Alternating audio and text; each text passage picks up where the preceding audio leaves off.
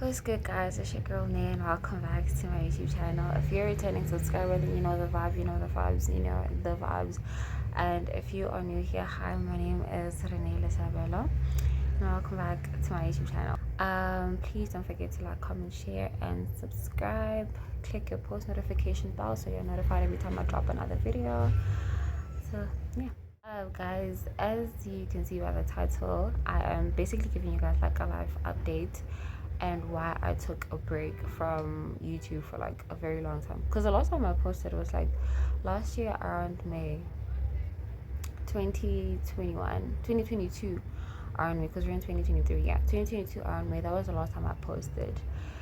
And from there I took a break altogether from YouTube because I was like, I was going through a lot. I was going through the most, and this is basically a live update as to why I took a break,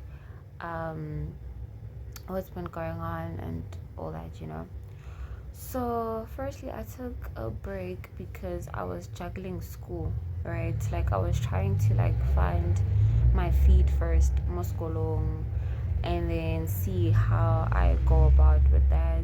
Cause yeah, guys, school, we need to get paid for going to school. I personally believe we need to get paid for going to school because he lento is the entire, guys. What is this? Yeah, it's been school and my mental health has been, yeah, I've not been okay like mentally. Yeah, guys.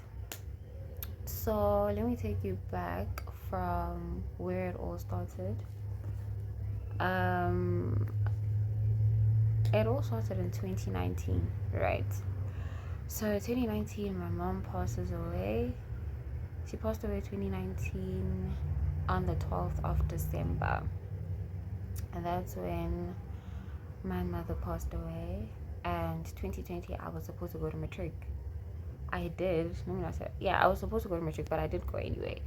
So I didn't really get the chance to mourn my mom's passing because I had to go to matric. I had to focus on school, and yeah. So sorry guys, like I'm trying to find a place to look at because I'm looking at myself now. The camera is there, so yeah. So if you see my eyes shifting, I'm looking at myself. So yeah, so now I am trying to basically sorry. All right. So I am basically trying to find I'm trying to focus on matric. I am trying to mourn my mom's passing. So like I really don't know how to go about with that, right? So matric year comes. Academically I wasn't really doing well because I had a lot going on, honestly speaking. I am trying to be okay because I have to focus on school, but I am breaking because I just lost my pillar of strength. I lost my best friend, I lost my mother. So I am basically trying to juggle between the two. So I was one person. I never really dealt with what I was going through. I would, if I felt like it's too much for me, I'd sleep and then wake up, maybe feel better, or wake up and forgotten what I was going through something. I would just sleep and then yeah, that was it, right? But then sorry, I just received a message. And then come matric dance. So matric dance comes, I couldn't go, not because there was no money, not because I didn't know what to wear, but because the previous year I was planning this whole thing with my mom, and now my mom was not here, so it was like I felt like it was pointless for me to go to a matric dance because the person that I had planned to go to, like that I had planned this whole thing with, was not here anymore. So I was like, nah, it's fine, I will skip. But then I did go to the after party, and when I get there, it's nice vibes, we're drinking and whatever.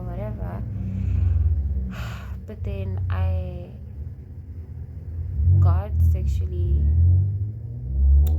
molested by he's not my friend, but he was a friend's friend, right?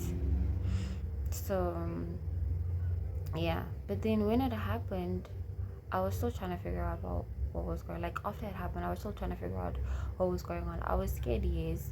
I was angry, I was hurt, like I was feeling all sorts of emotions, but like never, like I never felt the urge to blame the person who raped me, you know, because I didn't know what was going on, and I was still trying to figure out what's going on, basically, right? So I was like, okay, it happened, it's fine, let's move on. Ish. I was like, it happened, but let's move on because yeah, I did tell my friends that were there. They were very angry, but like there was nothing they could do, honestly speaking, because I told them not to do anything about it. Because I was like, guys, hot one, you guys are gonna hit this person, you guys are gonna do this, but like the damage is already done. I've been abused sexually already. Like there's no going back with this one. Then I try to like brush it off, and then so whatever emotions I was feeling or I was going through, I decided to like just brush them off because I was like, what's on? It happened. There's nothing I can do.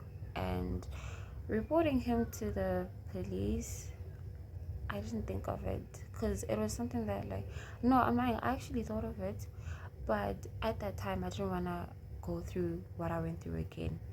So I was literally just trying to forget what happened and move on from it. So I tried. I put whatever emotions I was feeling in a box and then stashed it away, basically. Cool. Then 2020 comes, which was the year I was supposed to be doing my first year. But I took a gap year because I was like, let me just because then I was confused as to what I want to do, because I was like, I want to be a lawyer, like I want to do law. But then when the year actually came for me to actually study law, I was like, do I really want to do this, right? So I was like, let me just take a gap year and upgrade my marks, right? Okay, cool. The year was okay, and I was getting closer and closer with my friend who, like that time we were like friends for 13 years. 2020 was like our 13th year of being friends. So like and I love this person. We would go to classes together for upgrading because we used to attend classes. We'd go to classes together and whatever, because he lived like a street away from my place. Cool. Then a week before my birthday, can you go with me to the mall because I wanna buy an outfit for my birthday because I'm planning on going out with my friends. Cool, he goes with me, but like the whole day was just weird and how things were, like it was just weird, but I didn't think much of it because I was like, this person is like my brother, you know, so I didn't really think much of it, so I just brushed it off and then moved on. That was one thing about me. I used to mask my intuition a lot.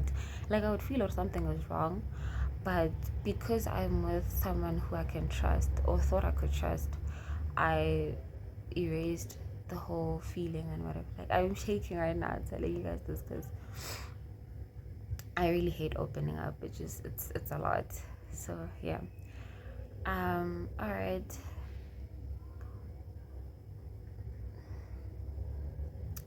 Sorry. Whew. Okay, like a week before my birthday, the person who I thought was my brother raped me also. The person who I thought was my brother, he took advantage of the situation and he raped me. Sorry, he took advantage of the situation and he raped me. Cool. In the moment, I prayed, I cried, I screamed, I begged. But in Okare, I was talking to myself, right? Like at that moment, nobody was. Sorry about that. After praying, crying, begging, and screaming, it felt like I was talking to myself because at the moment, when I was doing all of that, like I prayed, right? But in Okare, I was like, my prayers were falling on deaf ears. I know God hears our prayers, but like at that moment, it felt like I was alone. I screamed, I asked him to stop, but like still, it felt like I was talking alone, right? So yeah, that happened. And then when I told him, I was like, bro, why? Like, why did you do this? He had a smile on his face, and then she was like, come on, it's not like you didn't want it, also. And for those of you who would go on my comment section and ask me, what were you wearing? I was wearing jeans, I was wearing boots, and I was wearing a hoodie because it was cold. So I was fully covered. So please don't even come with the what were you wearing chat. Because even if I was wearing shorts, nobody had a right to do what they did to me. Or anybody who have experienced what I have experienced. Nobody has a right to do such. Okay, cool. Go home, tell my grandmother, and then yeah, it was like, still I didn't report to the police. I didn't feel the need to do any of that because I don't want to go through all of that again. I don't want to have to like sit and relive the moment while trying to explain. More have to go back and forth. Like it happened so quickly, and now I know for him to be arrested was gonna take a long time, because it's back and forth. Yeah, God did this and this and this and this. So I was like, you know what, God will revenge for me. God will sort it out however he sees fit. I am not gonna do anything because it's too much for me, right? Okay, cool. This thing is irritating me, hey. Sorry guys, I'm trying to adjust my light because like it's, yeah, cool. And then I mized that. I did go to before mizing it, actually, before me just like throwing the towel, I did go to therapy. But then I was like, having to tell someone else my problems also, and then it's a whole thing. I was like, yeah, no, I'm good. Like, yeah, I'm good. I just went for one session, and then after I told her, I was like, I'm so sorry for wasting your time, but like, I'm no longer gonna be coming. Like, you know. And she understood. She was like, okay, but like if you ever feel like you need to come again, you're more than welcome. I was like, all right, thank you. Cool. This thing is gonna irritate me. Fine. So after that, it's like now 2021. I have to go to college now. It's my first year, right? First year of college. And then I have my first mental breakdown. Cool. 2021 comes, it's my first, 2022 comes as my first year in college. And yeah, first semester, to be quite honest, like half of it was okay. I was just still trying to juggle from school and whatever. But other than that, it was okay. Alright. And then later on, before my birthday even, I think it was around April, March, I get like my first ever mental breakdown, where I'm feeling everything all at once, and it's coming, like it's weighing so heavy on me. I don't know how to deal with this. I'm all alone. And yeah, that happens. I break, and I feel like, when you feel everything all at once, I feel the pain of losing my mother. I feel the pain of being sexually abused. I feel the pain of feeling alone. I feel the pain of being distant from God, because at that time, to be quite honest, and as much as I'm a firm believer in God, but at that time I felt like I was alone. Like, I really felt like I was alone, and there was nothing I could do about it. So I cried, broke down. It was just too much for me. So then I opened up to my grandmother. And, in as much as I felt like I was alone, I had family, I had people to talk to, but like, they are also dealing with the pain of losing a daughter. So for me, I felt like it was very selfish for me to confide in them. Even though I could, they are so welcoming, they're open-minded, they know that mental health is a serious thing, they always try to communicate with me. But like, the problem was with me. I didn't want to burden anybody with my problem, with my issues. So I was like, let me just deal with this alone, or let me just not deal with it. Maybe it will eventually go away, right? Wrong. So that, um, after that, I go home. I'm okay. Well, I think I'm okay, right? But I lose weight so much. Like, I lose so much weight. It's to show that I am really not happy. I am trying. And it's the thing, when you wake up, you have to pretend that you're okay, but like, you actually feel the pain and the pressure when you go to sleep and you're alone. I felt that the whole time, and I was like, yeah, man, this is really too much. But anyway, I come back to school for second semester, and honestly, I was literally like a zombie. I was walking with no emotions whatsoever. I had shut everybody out. I was not in touch with my emotions, because I was like, if ever I do, it's going to require me to cry. And I've done a lot of crying. I don't want to cry anymore. Just want to move on from this pain. I just want to be normal again, because to be honest, I felt like I was not normal, because people took advantage of my body, number one. Two, the person who I wanted to cry to confide in is no longer here, So like, my world basically was just, it was just a lot going on for me. So what I did was, like, I detached completely from my emotions. I was pretty much like a body with nothing in, no emotions whatsoever. But then things changed, where now my mental health was like, girl, you thought you dealt with me, now I'm gonna deal with you. Now I have to be admitted in hospital, because it's panic attack after panic attack. Like, I've been getting panic attack after panic attack after panic attack. My body is painful. I am crying because my body is painful, but that is only making the panic attacks worse, and that is only making the headaches worse. So like, it was just a lot for me. Cool, I get admitted in hospital, and then I get diagnosed with anxiety. All right, fine. They were like, do you need us to a therapist or someone, or what? Renelo again, adding, no, I'll be fine, They were like, girl, it's to show that you are not okay. So how are you going to be fine? What are you saying? And then I was like, I'll go talk to someone. But opening up, for me, to be quite honest, is an extreme, and it's an extreme sport, sorry.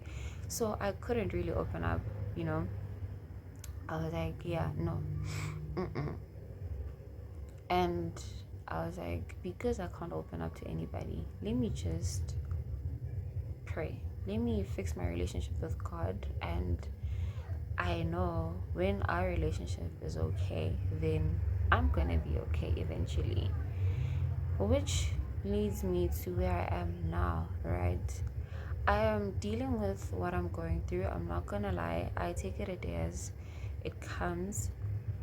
Take it a day at a time. Not all days are the same. There are days where it's too much for me, and I acknowledge that I'm going through a lot, and if it requires me crying, I will cry. But then after, I pray, because family, they told us that if all else fails, pray. If nothing goes your way, pray. If before anything, actually, before you even think of looking for solutions elsewhere, seek God first. And that's what I've been doing. So I'm growing spiritually. I'm trying to rekindle my relationship with God and grow, from that. So yeah, it's that. And so basically, that's how I've been dealing with what I'm going through. It's firstly acknowledging that I am not okay, right? Like I'm shaking badly right now, hey, because like it's taking a lot for me to actually sit here and open up to you guys, because I never really do that. But yeah, um I pray. I firstly I acknowledge the fact that I'm going through a lot and that I'm not okay. Secondly, I don't choose to ignore my feelings. Like, you can acknowledge it, but like also like you can say yes, I'm going through a lot, but like dealing, accepting whether you're not okay is something else altogether. So if I wake up and I'm very emotional and I'm going through a lot that day, I cry if that's the first emotion that I feel like doing, if that's how I feel like expressing myself, I cry. Then secondly, I end off everything through prayer. Thank God for waking me up. I thank God for life, and I ask him to heal me. I ask him to make it better, to lessen it as the days go. And then yeah, so that's how I've been going through things basically. And I am doing this not because I want sympathy from anybody, but like I'm doing this because I feel like this might help someone who might be going through the same thing or might be going through something similar, right? Um yeah. So if you are anybody who is going through something similar, who is going through the same thing, and you feel like you are alone, know that you are not. There's, and this is gonna sound a bit hypocritical, there's help actually in therapy. You can receive help, because it doesn't mean that if it didn't help me, then it's not gonna help you. We're different. So, and it's not even because it didn't help me. I didn't give it a chance because I didn't want to, because I felt like I didn't want to relive, and I didn't want to relive my trauma. But I do that on a daily because I didn't deal with it when I needed to, because I was still very confused as to what is really going on. But if you are going through any of that and you have a similar mindset, yeah, now that you don't want to go through therapy and you want to talk to somebody, my Instagram is open.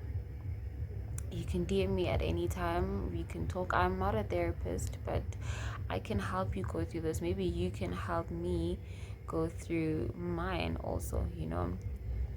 And maybe a friendship can build from that. I don't know.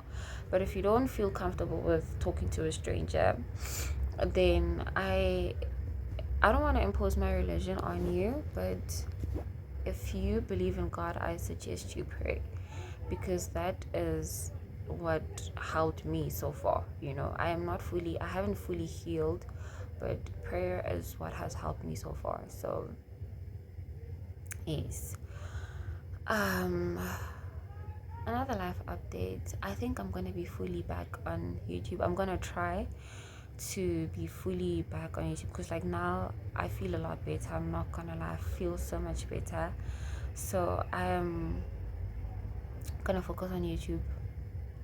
Well, I'm going to juggle my life, school, and YouTube. So I'm going to post whenever I can, but I'm not going to take a huge gap like I did last year. But that was only because I was going through a lot, honestly speaking. So now that I'm on the road, I'm on my healing journey, I want to take you guys through it, and I'm gonna try and open up as much as I can to help the next person, and also to help me heal. So I'm gonna keep posting on YouTube as much as I can, and yeah. So yes, guys.